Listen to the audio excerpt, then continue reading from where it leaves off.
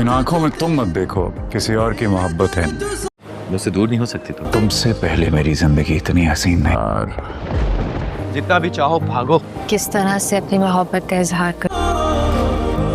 मैं तुमसे बहुत मोहब्बत करता हूँ। पसंद करती हूँ। मैं नहीं रह सकता उसके बगैर। तुम सोहा से कैसे मोहब्बत कर सकते हो? मोहब्बत से जाने लगा, नींद नहीं थी।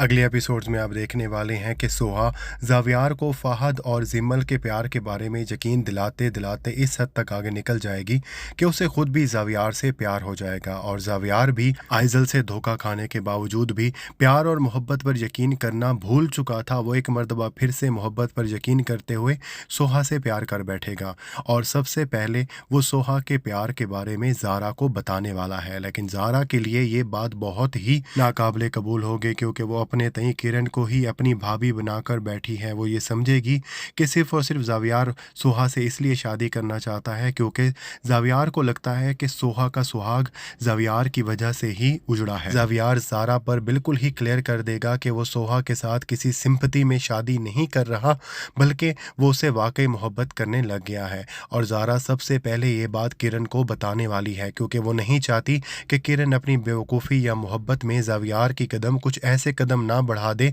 जिसकी वजह से आगे चलकर किरण को शर्मिंदगी हो।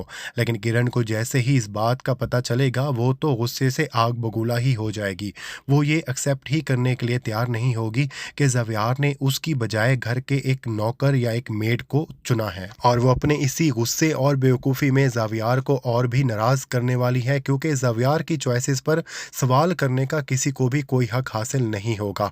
और जब वो सोहा को नीचा दिखाने की कोशिश करेगी तो जावियार बिल्कुल भी चुप नहीं रहने वाला। लेकिन ऐसा भी नहीं है कि किरण इन दोनों की शादी होने के बाद चुप करके बैठ जाएगी बल्कि वो पूरी कोशिश करेगी कि ये जावियार की वक्ती मोहब्बत जैसे ही कम हो तो वह जावियार और सोहा का घर बर्बाद करके खुद जावियार से शादी करने की कोशिश करे।